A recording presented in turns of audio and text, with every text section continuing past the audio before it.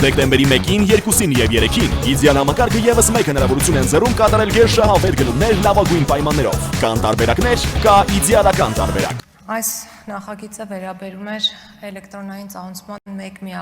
միասնական համակարգ սահմանելուն, որի միջոցով մեր քաղաքացիները և իրավաբանական անձինք հնարավորություն էին ունենալու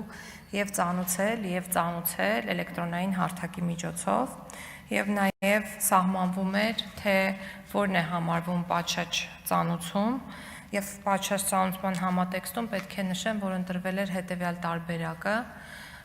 ծանուցողը, լինի դա պետական մարմին և ցանկության դեպքում նաև ֆիզիկական անձ կամ իրավաբանական անձ, ծանուցումը պետք է կախեր համապատասխան հարթակում և այդ հարթակից օգտվողները պետք է 7 օրվա ընթացքում բացեին ծանուցումը, չբացելու դեպքում այն հիբրիդ տարբերակով փոստային առաքանու միջոցով առաքվելու էր հայ-փոստի միջոցով և եթե դա չստացվեր քաղաքացու կողմից համապատասխան ժամկետի ընթացքում, ծանուցումը տեղադրվելու էր azdarar.am ծանուցումների հրապարակային կայքում և դրանից հետո անձը համարվելու էր պատշաճ ծանուցված անկախ նրանից, թե անձը կբացի, կկարդա ծանուցումը, թե ոչ։ Քանի որ ստացվել են որոշակի առաջարկություններ, մենք լրամշակել ենք նախագծերի փաթեթը և կատարել ենք որոշակի փոփոխություններ, հակիրճ ներկայացնեմ հիմնական փոփոխությունների էությունը։ Ինտերնետով հրապարակային և անհատական ծանուցման մասին օրենքում հստակ մատնանշվել է կայքի վարման և տեխնիկական սպասարկման ծառայությունները մատուցող սուբյեկտը, Արդարադատության նախարարությունը, իսկ որպես հրապարակային ծանուցում տեղադրող սուբյեկտ Արդարադատության նախարարության իրավաբանական անձանց պետական ռեգիստրի գործակալությունը։ Այս հիմքով կատարվել են անհրաժեշտ խմբագրումներ մի շարք հոդվածներում, խուսափելով կրկնություններից։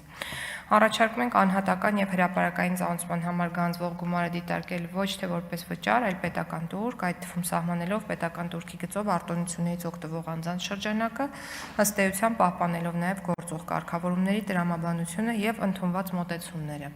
Մասնավորապես անհատական ծանուցման համար տեքստի դեպքում յուրաքանչյուր տպագրական նիշի համար գանձվելու է 0.05 դրամ, բայց ոչ պակաս 50 դրամից և ոչ ավել 250 դրամից, իսկ էլեկտրոնային փաստաթղթի դեպքում յուրաքանչյուր կիլոբայթի համար 0.5 դրամ, բայց ոչ պակաս 100 դրամից և ոչ ավել 500 դրամից։ Ընդ որում նշեմ, որ անհատական ծանուցումը և տեքստ և էլեկտրոնային փաստաթուղթ միաժամանակ պարունակելու դեպքում պետական տուրքը գանձվելու է դրանցից յուրաքանչյուրի համար առանձին, այսինքն յուրաքանչյուրի համար հաշվարկված պետական տուրքերի հանրագումարի չափով։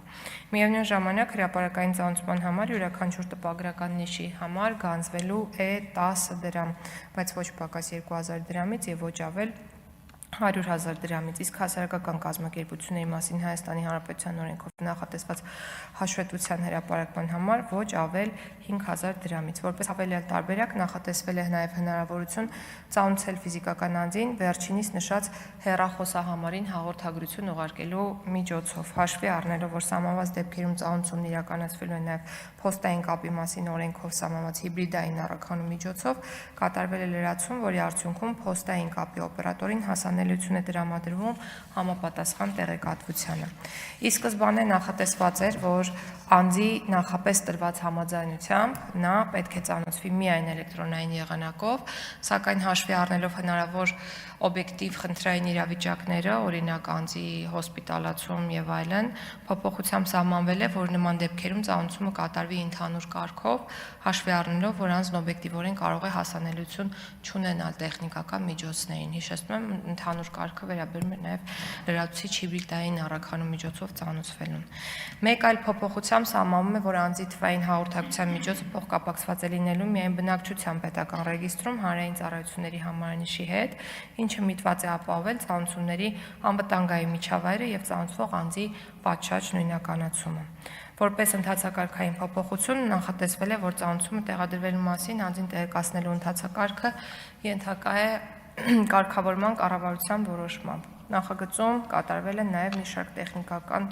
ճշգրտումներ, խնդրում եմ կողմ քվեարկել նախագծերի փաթեթի ընդունմանը։